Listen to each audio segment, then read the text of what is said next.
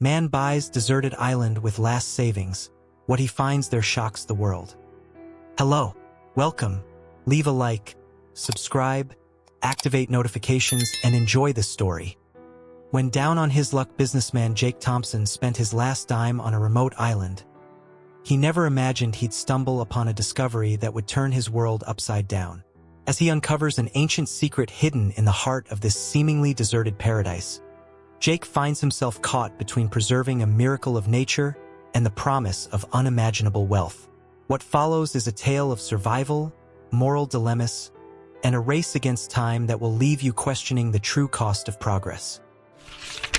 Jake Thompson stood at the bow of the small fishing boat, his weathered hands gripping the railing as he squinted against the glare of the setting sun.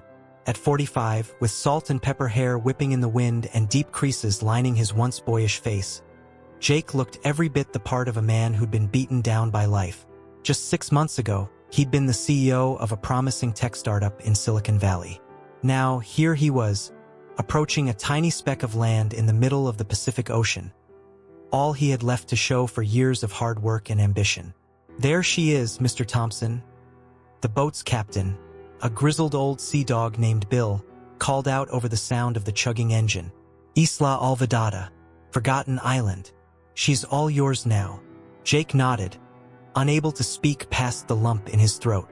This was it, his last-ditch effort to turn his life around. He'd sunk every penny he had left into buying this uninhabited island, sight unseen, from a dubious online auction. His ex-wife thought he was crazy. His former business partners probably agreed. But Jake saw it as his only chance at a fresh start. As they drew closer, Jake could make out a pristine white beach giving way to dense, green jungle. No sign of human habitation was visible from this distance. It was beautiful in a wild, untamed sort of way. "You sure about this, Mr. Thompson?" Bill asked, his voice gruff but tinged with concern. "It's not too late to turn back. This place, it's got a reputation." Jake turned to the captain, raising an eyebrow. "What kind of reputation?" Bill shrugged, avoiding Jake's gaze. "Oh, you know, sailors' tales. They say strange things happen on Isla Olvidada. Ships go missing. Compasses stop working. Some folks claim they've seen lights in the jungle at night, even though no one's lived here for centuries." For a moment, a chill ran down Jake's spine despite the tropical heat. Then he shook his head, forcing a laugh. "Come on, Bill. You don't really believe in ghost stories, do you?" The old captain didn't answer, his eyes fixed on the approaching shoreline. As they neared the island, Jake's excitement began to override his nerves. This was his chance to reinvent himself, to build something from nothing. He'd always thrived on challenges, and what could be more challenging than turning a deserted island into a thriving eco-resort? The boat's bottom scraped against sand, and Bill cut the engine. "This is as far as I go, Mr. Thompson. You sure you don't want me to wait around? Make sure you're settled in."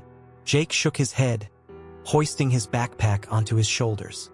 "Thanks, Bill, but I'll be fine. I've got enough supplies to last a month, and my satellite phone if there's an emergency. You can come back to check on me in a few weeks." Bill nodded reluctantly. "All right then. Good luck to you, Mr. Thompson.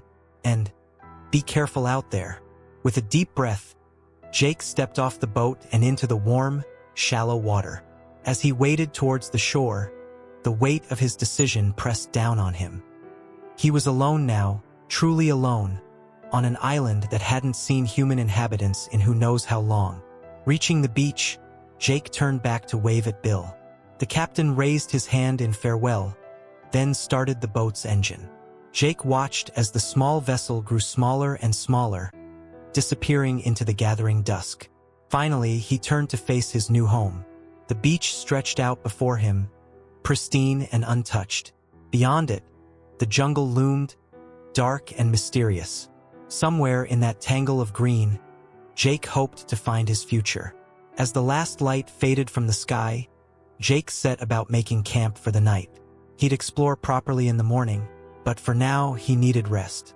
As he lay in his tent, listening to the unfamiliar sounds of the island night, Jake couldn't shake the feeling that he was being watched. Just before he drifted off to sleep, a noise caught his attention, a sound unlike anything he'd ever heard before. It was a cross between a bird's call and a wolf's howl, haunting and beautiful. Jake's eyes snapped open, his heart racing. What kind of creature could make a sound like that?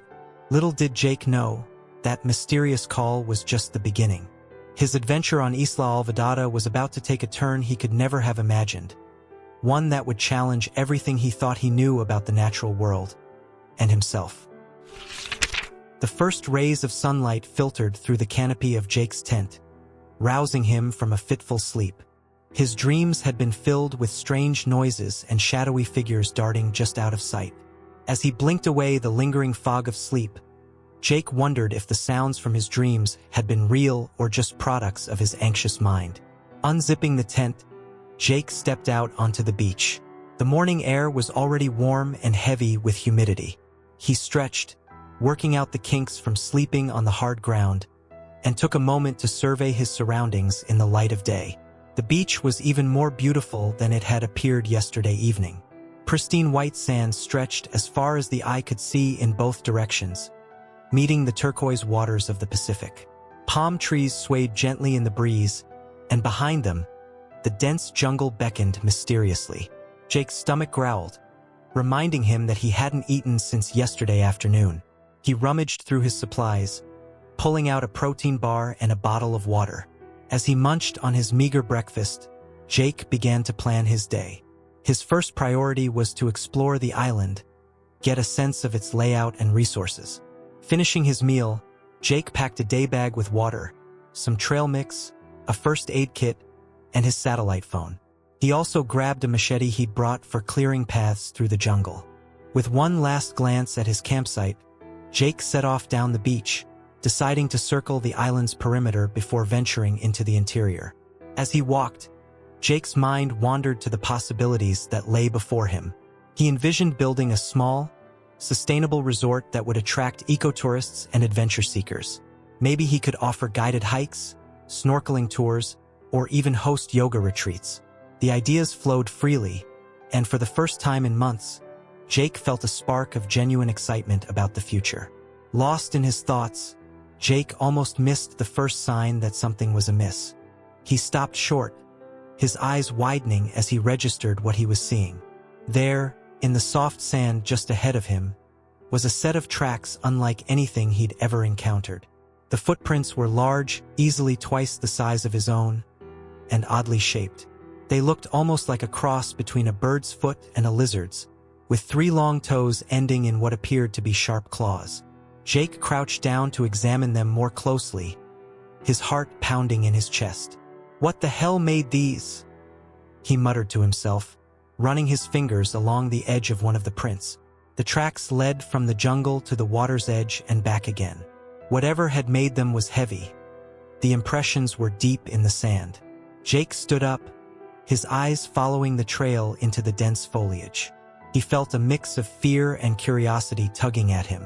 Against his better judgment, Jake decided to follow the tracks. He approached the jungle's edge cautiously, machete in hand. As he pushed aside the first layer of vegetation, the difference in temperature was immediate. The air under the canopy was cooler and thick with moisture. Jake moved slowly, his senses on high alert. Every snapping twig or rustling leaf made him jump. The tracks were harder to follow here on the leaf-strewn ground, but occasionally he'd spot a bent fern or a broken branch that suggested the passage of something large. After what felt like hours but was probably only 30 minutes, Jake emerged into a small clearing. He froze, his breath catching in his throat. In the center of the clearing was a large, mud-caked mound. It looked like a nest, easily 10 feet in diameter. Approaching cautiously, Jake circled the structure. It was intricately constructed, woven together with branches, vines, and what looked like seaweed. But it was what he saw next that made his blood run cold. Partially buried in the mud at the base of the nest was an enormous, iridescent egg. It was easily the size of a beach ball, its surface shimmering with an otherworldly blue-green sheen. Jake's mind raced. This couldn't be real. Eggs this size didn't exist, at least not in any modern species he knew of. As he stood there, trying to make sense of what he was seeing, A twig snapped loudly somewhere behind him. Jake whirled around, his heart pounding so hard he could hear it in his ears. The dense foliage at the edge of the clearing rustled ominously. Something was coming. In that moment, Jake realized he had stumbled upon something far beyond his wildest imagination. Whatever creature had laid that egg, whatever had made those tracks, it was something science had never documented. Something that, by all rights, shouldn't exist. As the rustling grew louder and a low, rumbling sound filled the air, Jake knew his life was about to change forever. He was no longer just a failed businessman looking for a fresh start. He was now the keeper of a secret that could shock the world. The question was, what would he do with this discovery? And more pressingly, how was he going to survive the next few minutes as the creature responsible for that enormous egg emerged from the jungle? Jake gripped his machete tighter, his palms sweaty, as he prepared to come face to face with the impossible. Jake's heart thundered in his chest as the rustling in the undergrowth grew louder. His eyes darted frantically between the massive egg at his feet and the trembling foliage at the clearing's edge. Every instinct screamed at him to run, but his feet seemed rooted to the spot. Suddenly, the jungle parted, and Jake found himself face to face with a creature straight out of prehistory. It was enormous, easily 15 feet tall, with a body that seemed to blend features of a dinosaur and a bird. Powerful, scaly legs supported a muscular torso covered in a mix of scales and vibrant, iridescent feathers. Its long neck arched gracefully, ending in a head that was both reptilian and avian, with a sharp beak and intelligent eyes that fixed on Jake with unmistakable intent. For a moment, time seemed to stand still.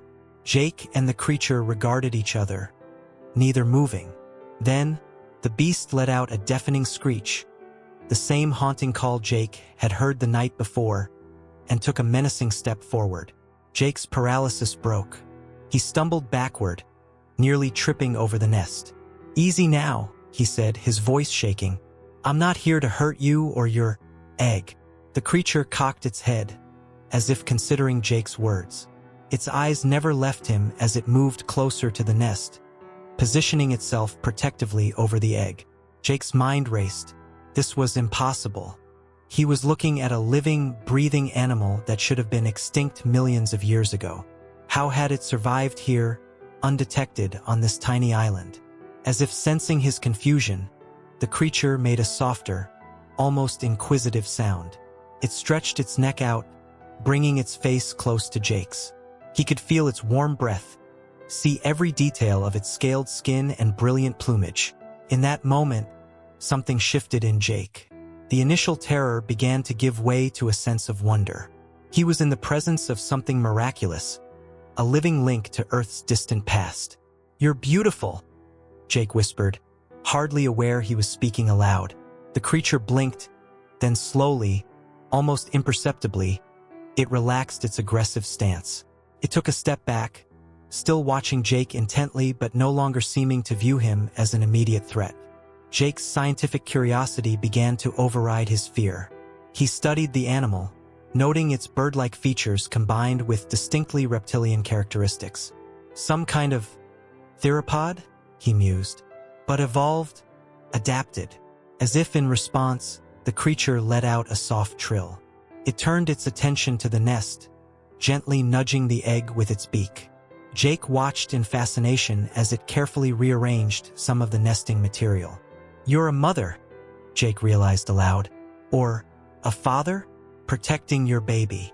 The creature looked back at Jake, and he could have sworn he saw a flicker of understanding in its eyes. Slowly, carefully, Jake lowered himself to a sitting position on the ground. He wanted to appear as non-threatening as possible. "I won't hurt you," he said softly, "or your little one. I promise." For what felt like hours, Jake sat there, observing the magnificent animal as it tended to its nest. He watched as it brought more vegetation to add to the structure, meticulously arranging each piece.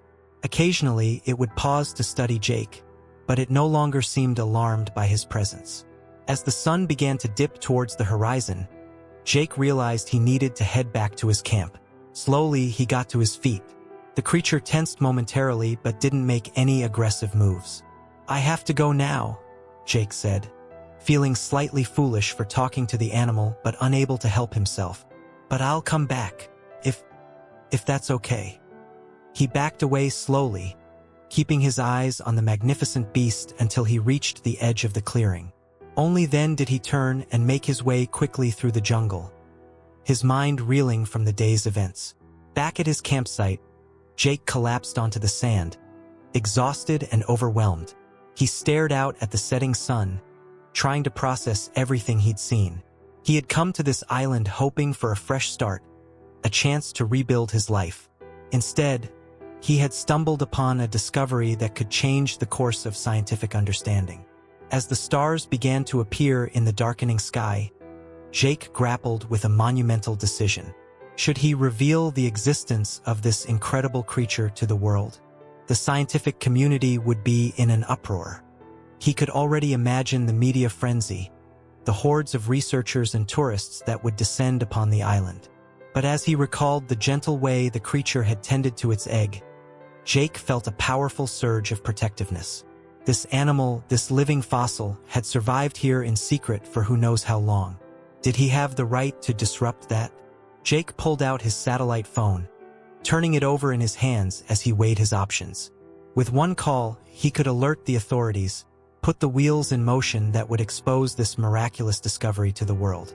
Instead, he set the phone aside and pulled out his notebook. With shaking hands, he began to sketch what he had seen, determined to document every detail. He didn't know what he would ultimately decide to do with this information, but for now, he would keep the secret of Isla Alvedada. As he worked, the same haunting call he had heard the night before echoed across the island. But this time, instead of fear, Jake felt a strange sense of privilege. He was no longer alone on this island. He was sharing it with a magnificent creature that time had forgotten. What Jake didn't realize was that his discovery was about to become much more complicated, for he wasn't the only human who knew about the island's extraordinary inhabitant, and not everyone had the creature's best interests at heart. The next few days passed in a blur for Jake. He split his time between setting up a more permanent camp on the beach and making careful forays into the jungle to observe the extraordinary creature he had discovered. Each encounter left him more amazed than the last. He learned that there wasn't just one of these animals, but a small group, perhaps a family unit. He counted at least 3 adults and 2 juveniles, in addition to the egg he had first seen. Jake filled notebook after notebook with observations, sketches, and theories about their behavior and biology. As he watched them interact, Jake was struck by their intelligence. They seemed to communicate with a complex system of calls and gestures. He observed them using tools to crack open tough fruits and even saw one fashioning a crude spear-like object to fish in the shallow waters off the beach. Jake found himself growing attached to these magnificent beings. He gave them names. The first adult he'd encountered he called Amelia, after Amelia Earhart, another famous explorer of the Pacific. The others he named Darwin, Curie, Nova, and Spark. On the 5th day of his island adventure, Jake woke to an unfamiliar sound. The steady thrum of an engine cut through the usual morning chorus of bird calls and crashing waves. Scrambling out of his tent, he squinted against the bright sunlight, his heart sinking as he spotted a sleek yacht anchored just offshore. As Jake watched, a small motorized dinghy detached from the larger vessel and began making its way towards the beach. He could make out 3 figures aboard, 2 men in dark clothing and a woman in khakis and a wide-brimmed hat. Panic rose in Jake's throat. He wasn't ready for this. He hadn't decided what to do about his discovery, and now outsiders were here, threatening to complicate everything. The dinghy's bow crunched onto the sand, and the trio disembarked. The woman, tall and athletically built with streaks of gray in her dark hair, approached Jake with a predatory smile. "Mr. Thompson," she called out, extending her hand. "What a pleasure to finally meet you in person. I'm Dr. Evelyn Reeves." Jake shook her hand warily. "How do you know my name? And what are you doing here?" Dr. Reeves chuckled. "Oh, we know all about you, Mr. Thompson. Your purchase of this island caused quite a stir in certain circles. As for why we're here," she gestured expansively, We're here for the same reason you are, to study the remarkable creatures that call this place home. Jake felt the blood drain from his face. I don't know what you're talking about, he stammered. Come now, Mr. Thompson. There's no need for pretense. Dr. Reeves' smile never wavered, but her eyes had grown cold. We've been monitoring this island for years. We know all about the theropods. The only question is, what do you intend to do with your discovery? Jake's mind raced. Who were these people? How long had they known about the creatures? And more importantly, what were their intentions? I haven't decided anything yet, Jake said carefully. I'm still trying to understand what I found here. Dr. Reeves nodded, as if she had expected this answer. Well then, perhaps we can help each other. My organization, the Prometheus Institute, has vast resources at its disposal. We could offer you funding, equipment, a whole research team to assist in your work. It sounded tempting, but something in Dr. Reeves' tone set off alarm bells in Jake's mind. And in return, he asked, in return, we would have exclusive rights to study and utilize these magnificent creatures. Dr. Reeves' smile widened. Just imagine the possibilities, Mr. Thompson. The scientific advancements, the medical breakthroughs we could achieve by studying their DNA. Jake felt sick. He could read between the lines of what Dr. Reeves was proposing.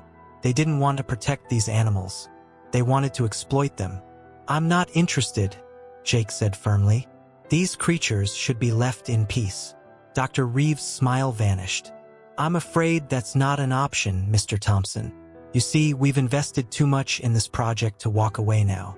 With or without your cooperation, we will be proceeding with our research. As if on cue, the two men who had accompanied Dr. Reeves began unloading large crates from the dinghy. Jake could see scientific equipment, but also what looked disturbingly like weapons cases. You can't do this, Jake protested. I own this island. You're trespassing. Dr. Reeves laughed coldly.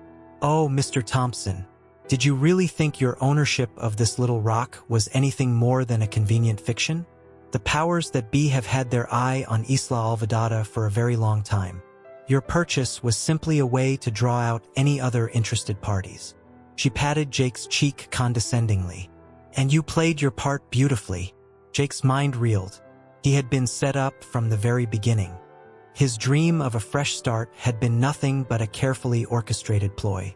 Now, Dr. Reeves continued, her tone businesslike, you have a choice to make. You can join us, lend your expertise to our research, and reap the rewards. Or you can continue to resist, in which case, she gestured to the armed men. Well, let's just say these islands have a way of making people disappear. Jake looked from Dr. Reeves to her armed escorts, then out to the jungle where he knew Amelia and her family were hidden. He had come to this island seeking redemption, a chance to remake himself. Now, he realized he had found his true purpose. I'll never help you, Jake said, his voice steady despite the fear coursing through him. And I won't let you harm those creatures. Dr. Reeves sighed, shaking her head. I was afraid you might say that. It's a pity, really. We could have done great things together. She turned to her men. Secure Mr. Thompson and set up base camp. We have work to do. As the men approached, Jake knew he had only seconds to act. He had to warn Amelia and the others, had to find a way to protect them from these invaders. With a sudden burst of speed, he turned and sprinted towards the jungle. Behind him, he could hear shouts and the sound of pursuit. But Jake had spent days exploring these woods, learning their secrets.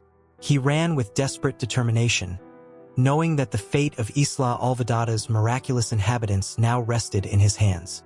The peaceful island paradise had suddenly become a battleground, and Jake Thompson, failed businessman turned reluctant conservationist, was the only thing standing between a family of living fossils and those who would exploit them. As he raced deeper into the jungle, Jake knew that the real adventure was only just beginning. Jake's lungs burned as he crashed through the dense undergrowth, branches whipping at his face and arms.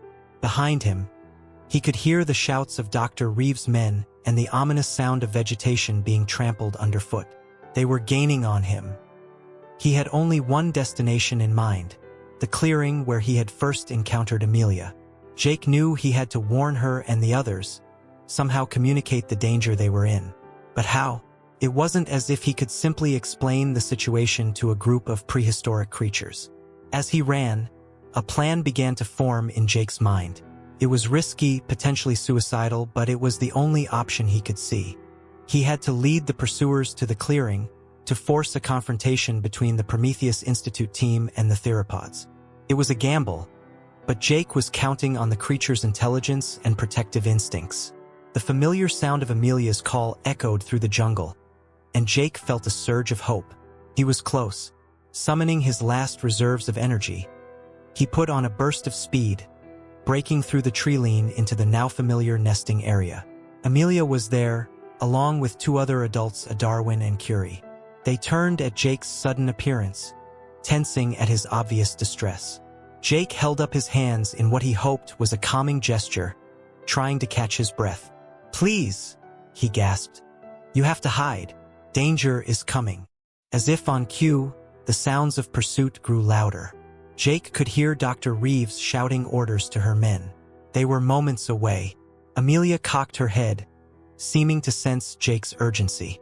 She let out a series of sharp trills, and to Jake's amazement, Darwin and Curie immediately moved to flank the nest, while Amelia positioned herself protectively in front of Jake. Just then, Dr. Reeves burst into the clearing, followed closely by her two armed guards. They skidded to a halt, momentarily stunned by the sight before them. "Magnificent," Dr. Reeves breathed, her eyes gleaming with a mixture of awe and greed. "Even more impressive than our footage suggested." The two guards raised their weapons, tranquilizer guns. Jake realized with a mix of relief and renewed fear. At least they weren't planning to kill the creatures outright, but capture could be just as devastating. "Don't do this," Jake pleaded, stepping out from behind Amelia. "Can't you see how intelligent they are? How family-oriented? They're not just animals to be experimented on." Dr. Reeves tore her gaze away from the theropods, fixing Jake with a cold stare. "Mr. Thompson, your bleeding heart is touching, but misplaced. These creatures represent the scientific opportunity of a millennium. The potential advances in medicine, in our understanding of evolution, it's beyond price." "At what cost?" Jake argued. "You'll destroy their home, their family unit. You'll subject them to who knows what kind of experiments. Is that really worth any scientific advancement?" For a moment, doubt flickered across Dr. Reeves' face. But then her expression hardened. "Progress always has a price, Mr. Thompson. I'm simply willing to pay it." She turned to her men. "Tranquilize the adults. We'll come back for the juveniles and the egg later." The guards raised their weapons, taking aim. Jake's heart raced. He had to do something, had to stop this. Without thinking, he stepped directly into their line of fire, spreading his arms wide. "If you want them, you'll have to go through me," he declared, his voice steadier than he felt. Dr. Reeves sighed in exasperation. "Don't be a fool, Thompson. Move aside, or we'll be forced to tranquilize you as well." Jake stood his ground, his eyes locked with Amelia's. In that moment, he saw something in the ancient creature's gaze, a flash of understanding, of shared purpose. They were in this together now. Suddenly, Amelia reared up to her full height, letting out an ear-splitting screech. The sound reverberated through the clearing, causing Dr. Reeves and her men to stumble back, covering their ears. In that moment of distraction, Darwin and Curie sprang into action. Moving with surprising speed for creatures their size, they charged at the intruders. Dr. Reeves' men fired wildly, but in their panic, their shots went wide. Jake watched in awe as the theropods expertly herded the Prometheus team back towards the jungle's edge. Amelia nudged Jake gently but insistently, urging him to move. He understood immediately. "The nest," he said. "We need to move the nest." Working together in an unlikely alliance, Jake and Amelia carefully lifted the enormous egg. Darwin and Curie continued to hold off Dr. Reeves and her team, their threatening calls and impressive displays keeping the humans at bay. Jake's mind raced as they carried the precious cargo deeper into the jungle. He knew this was only a temporary solution, Dr. Reeves wouldn't give up easily. They needed a more permanent way to protect the theropods and the island. As they reached a small, hidden grotto that Jake had discovered during his explorations, a wild idea began to form in his mind. It was dangerous, potentially illegal, but it might be their only chance. Carefully setting down the egg in its new hiding place, Jake turned to Amelia. "I have to go," he said softly, meeting the creature's intelligent gaze. "But I promise I'll be back. I'm going to make this right." Amelia trilled softly, and Jake could have sworn he saw a glimmer of trust in her eyes. He reached out, gently stroking her scaled neck. "Take care of your family," he whispered. "I'll take care of the rest." With one last look at the hidden nest and the magnificent creature standing guard over it, Jake turned and began making his way back towards the beach. He had a satellite phone call to make and a desperate plan to set in motion. The fate of Isla Alvedada and its extraordinary inhabitants now rested on his ability to outmaneuver Dr. Reeves and mobilize help before it was too late. As he emerged from the jungle onto the sunlit beach, Jake's resolve hardened. He had come to this island seeking redemption. Now, in protecting these living wonders, he had found his true purpose. Whatever the cost, whatever the risk, he would not let the theropods of Isla Alvedada fall into the hands of those who would exploit them. The real battle for the island's future was about to begin. Jake's fingers trembled as he dialed a number on his satellite phone. It had been years since he'd used it, but he prayed the contact still worked. After 3 rings, a gruff voice answered. "Thompson? Is that you? It's been a while." Jake breathed a sigh of relief. "Marcus, thank God. I need your help. It's an emergency." Marcus Blackwood had been Jake's college roommate and remained his closest friend, even after Jake's fall from grace in the business world. More importantly, Marcus was now an environmental lawyer with connections to several powerful conservation groups. Over the next 15 minutes, Jake gave Marcus a frantic rundown of the situation on Isla Alvedada. He could almost hear his friend's eyebrows rising through the phone. "Let me get this straight," Marcus said when Jake finished. "You've discovered living dinosaurs, and now some shady research organization is trying to capture them for experiments? That's the gist of it, yeah?" Jake replied, keeping his voice low as he scanned the beach for any sign of Dr. Reeves or her team. There was a long pause. "Jake, buddy, are you sure you're feeling okay? This sounds—" "I know how it sounds," Jake interrupted. "But I swear to you, Marcus, every word is true. And if we don't act fast, these incredible creatures are going to disappear into some secret lab, never to be seen again." Something in Jake's tone must have convinced Marcus. "Okay," he said slowly. "What do you need me to do?" Jake outlined his plan rapidly. It was audacious, possibly illegal, but it was the only way he could see to protect the theropods and the island. "First, I need you to contact every conservation group, every environmental protection agency you can think of. Tell them about the island, about the creatures. We need to create a media firestorm." "Jake, without proof." I know. That's where the second part comes in. I'm going to live stream these animals to the world." There was stunned silence on the other end of the line. "You're going to what now?" "Live stream," Jake repeated. "I've got my tablet with me. If I can get to high ground, I should be able to get a signal through the satellite link. Once the footage is out there, it'll be impossible for anyone to cover this up." "And what about this Dr. Reeves and her team?" Marcus asked. "You said they're armed. This sounds incredibly dangerous, Jake." Jake swallowed hard. "That's why I need you to contact the authorities too. The Coast Guard, the Navy, whoever you can reach. Tell them there are armed intruders on the island. With luck, we can get some official intervention before things get out of hand." Marcus sighed heavily. "This is insane, you know that, right? But I trust you, Jake. If you say this is real, then I believe you. I'll do everything I can from my end. Just be careful, okay?" "I will," Jake promised. "And Marcus? Thanks. I owe you one." As he ended the call, Jake felt a mix of relief and apprehension. The plan was in motion, but now came the hard part. He had to make his way back into the jungle, find Amelia and her family, and somehow convince them to appear on camera for the whole world to see. Jake gathered his supplies quickly. His tablet, some emergency rations, a first aid kit, and his precious notebooks filled with observations about the theropods.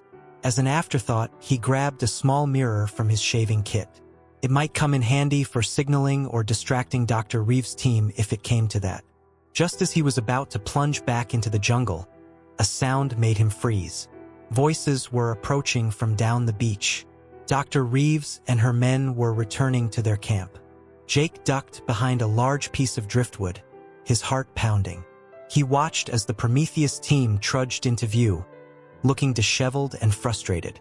"I want those creatures found," Dr. Reeves was saying, her usual cool demeanor cracking. "They couldn't have gone far. The egg will slow them down." One of the men spoke up hesitantly. "Dr. Reeves, maybe we should reconsider this. Those animals, they're not just dumb beasts. The way they worked together, it was almost like what?" Dr. Reeves snapped. "Like they're intelligent? Don't be ridiculous. They're animals, nothing more. Valuable animals that will advance our research by decades, but animals nonetheless." She rounded on both men. "We're not leaving this island without those specimens. Is that clear?" The men nodded reluctantly, and the group continued down the beach towards their equipment cache. Jake waited until they were out of sight before emerging from his hiding place. His resolve hardened. He had to succeed not just for the theropods, but for the sake of scientific ethics and the preservation of this unique ecosystem. With a deep breath, Jake slipped back into the jungle. He moved as quietly as possible, hyper-aware of every snapping twig and rustling leaf.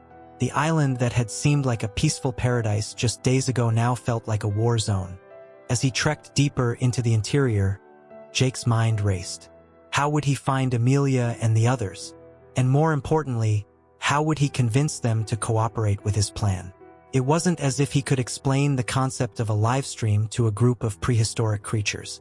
After what felt like hours of careful navigation, Jake heard a familiar trill. His heart leapt. It was Amelia's call. Following the sound, he pushed through a dense thicket and found himself in a small clearing he hadn't seen before. There, gathered around the carefully hidden egg, were Amelia, Darwin, and Curie. They tensed at Jake's appearance, but relaxed slightly when they recognized him. Jake approached slowly, his hands raised in a non-threatening gesture. "Hey there," he said softly. "Remember me? I'm here to help." Amelia cocked her head, studying Jake intently.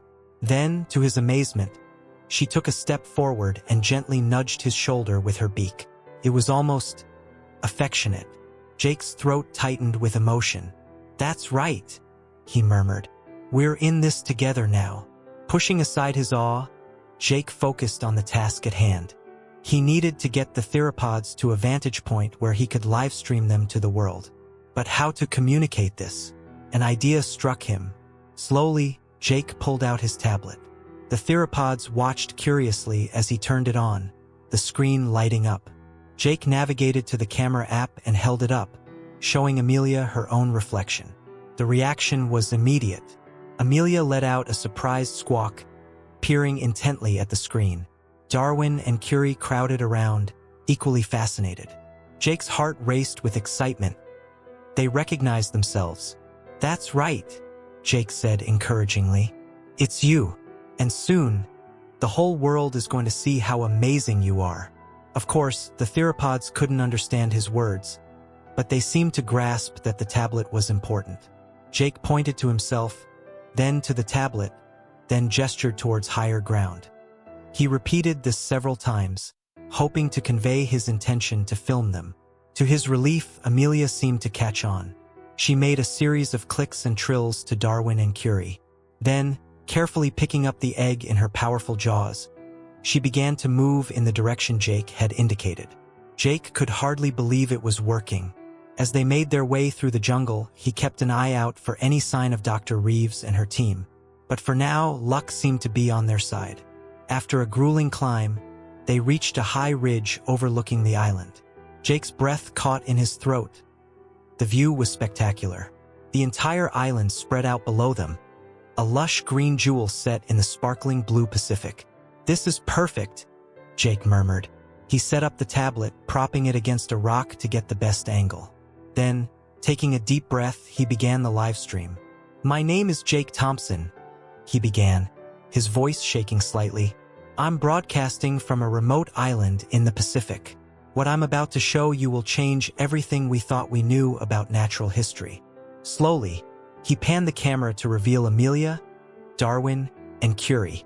The theropods, sensing the importance of the moment, stood tall and proud. Amelia gently set down the egg, positioning herself protectively over it. "These creatures are real," Jake continued. "They're intelligent, family-oriented beings that have somehow survived here, unknown to science, for millions of years. And now they're in danger." He went on to explain about Dr. Reeves and the Prometheus Institute, about their plans to capture and experiment on the theropods. As he spoke, he could see the view count on the stream climbing rapidly. Hundreds, then thousands of people were tuning in. Suddenly, a commotion from below caught their attention. Dr. Reeves and her team had spotted them on the ridge. Jake could hear shouting, see the glint of weapons being raised. "No!" Jake cried, stepping in front of the theropods. He turned the camera to show Dr. Reeves' approaching team. "The world is watching now," he called down to them. "Whatever you do next, you'll have to answer for it." For a tense moment, Jake thought Dr. Reeves might order her men to fire anyway. But then, the sound of helicopter rotors filled the air. A Coast Guard chopper appeared over the horizon, heading straight for the island. Jake's plan had worked. Help was coming. But as he turned back to Amelia and the others, he realized their ordeal wasn't over yet. The theropods were visibly distressed by the noise and commotion. They needed to get somewhere safe and fast. As the helicopter drew nearer and Dr. Reeves' team scrambled in confusion, Jake made a split-second decision. He ended the live stream and turned to Amelia. "Come on," he said urgently, gesturing towards a dense patch of jungle. "We need to hide until this is over." To his relief, Amelia seemed to understand. With a series of sharp calls to Darwin and Curie, she picked up the egg once more. Together, the unlikely group, 3 prehistoric creatures and 1 determined human, disappeared into the shelter of the trees, leaving chaos in their wake. The future of Isla Olvidada hung in the balance, but Jake had done what he set out to do. The world now knew about the theropods. The question was, what would happen next? The next few hours passed in a blur of activity. Jake and the theropods remained hidden in a secluded grotto as the sounds of helicopters, shouted orders, and hurried footsteps filled the air. From their vantage point, they could see glimpses of Coast Guard personnel swarming the beach, confronting Dr. Reeves and her team. As night fell, an eerie quiet settled over the island. Jake's satellite phone buzzed with incoming messages. Dozens of missed calls and texts from Marcus, news organizations, and even government officials. The live stream had gone viral, sparking a global sensation. Exhausted but unable to sleep, Jake scrolled through news articles on his tablet.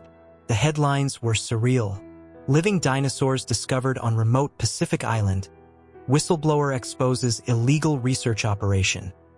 World government scramble to respond to Isla Olvidada incident. It was around midnight when Jake heard a familiar voice calling his name. Cautiously, he peered out from their hiding spot to see Marcus himself, accompanied by a group of official-looking individuals. "Jake, it's okay, you can come out now. It's over. You're safe." Slowly, Jake emerged from the grotto. Amelia made a low, questioning trill, and Jake turned to her. "It's all right," he said softly. "These are friends, I think." As Jake approached the group, Marcus rushed forward to embrace him. "You crazy son of a gun," he said, his voice thick with emotion. "I can't believe you actually pulled this off." Jake managed a weak smile. "Neither can I, to be honest." One of the officials stepped forward, extending her hand. "Mr. Thompson, I'm Dr. Elena Rodriguez from the International Union for Conservation of Nature. On behalf of the scientific community and, well, the world, thank you. What you've done here is nothing short of miraculous." Jake shook her hand, feeling slightly dazed. "What happens now?" he asked, Dr. Rodriguez's expression turned serious. That's what we're here to discuss. The discovery of these creatures. It changes everything. We need to ensure their protection while also balancing the need for scientific study. Over the next few hours, as the sun began to rise over Isla Alvedada, Jake found himself in the middle of an impromptu conference. Scientists, government officials, and conservationists all wanted to weigh in on the fate of the island and its extraordinary inhabitants. Throughout it all, Amelia and the other theropods remained close by, watching the proceedings with what Jake swore was curiosity. Occasionally, he would translate the gist of the conversations for them, feeling slightly foolish but compelled to keep them involved. As the discussions continued, a plan began to take shape. Isla Alvedada would be designated as a protected wildlife reserve, with strictly controlled access. A small team of researchers, vetted by an international committee, would be allowed to study the theropods using non-invasive methods only. "And what about Dr. Reeves and the Prometheus Institute?" Jake asked. Marcus fielded this one. "They're in custody, facing charges of trespassing, attempted poaching of an endangered species, and a host of other violations. Their entire operation is being investigated. It's likely we've only scratched the surface of what they were up to." As the morning wore on, Jake found himself growing increasingly anxious. The officials were discussing the theropods as if they were just animals, albeit incredibly rare and valuable ones. But Jake knew better. He had seen their intelligence, their family bonds, their capacity for understanding. Finally, unable to contain himself any longer, Jake interrupted a debate about research protocols. "I'm sorry, but I think we're missing something crucial here," he said, his voice ringing out across the makeshift meeting area. All eyes turned to him, including the inquisitive gazes of Amelia and the other theropods. Jake took a deep breath and continued. "These creatures aren't just scientific specimens. They're intelligent beings with their own society, their own way of life. We can't just decide their fate without considering their wishes." There was a moment of stunned silence, then a burst of conflicting responses. Some scoffed at the idea, others looked intrigued. Dr. Rodriguez raised her hand for quiet. "Mr. Thompson," she said carefully, "while I appreciate your emotional attachment to these creatures, surely you're not suggesting that we can communicate with them?" Jake looked at Amelia, remembering their shared moments of understanding, the way she had trusted him with her egg. He turned back to the group, his resolve firm. "That's exactly what I'm suggesting," he said. "Not with words, perhaps, but through actions, through respect. We need to find a way to coexist with them, not just study them." To Jake's surprise, his words seemed to resonate with many in the group. Over the next few hours, the plans for Isla Alvedada evolved. Instead of a traditional wildlife reserve, it would become a unique sanctuary where the theropod's territory would be strictly off-limits except for minimal, non-intrusive observation. As the meeting wound down and people began to disperse, Jake found himself alone with Amelia and her family. He knelt down next to her, meeting her intelligent gaze. "I think we did it," he said softly. "Your home is safe now. You're safe." Amelia made a soft, trilling sound, then gently headbutted Jake's shoulder. He laughed, feeling a wave of emotion wash over him. Against all odds, they had forged a connection across millions of years of evolution. As Jake watched Amelia return to her nest, where the egg was beginning to show signs of hatching, he realized that his adventure was far from over. He had come to Isla Alvedada seeking a fresh start, and he had found so much more. He had found a purpose, a mission to bridge the gap between two worlds. The sun rose higher in the sky, casting a golden light over the island. Jake Thompson, once a failed businessman, now stood as the unlikely guardian of one of the greatest scientific discoveries of all time. But more than that, he was a friend to creatures that time had forgotten, a protector of an ancient family living in the modern world. As he looked out over the pristine beaches and lush jungles of Isla Alvedada, Jake knew that his real work was just beginning. The world had changed overnight, and he was at the heart of that change. Whatever challenges lay ahead, he was ready to face them, with Amelia and her extraordinary family by his side. The adventure of Isla Alvedada, it seemed, was only just beginning. Thank you very much for listening to this story. Comment below what you thought of the ending and from which city you're listening to us. If you enjoyed this story and want to hear more, click on the next story that's appearing on your screen now. Leave your like and subscribe to our channel so we can build a huge community that shares inspiring stories together. See you soon.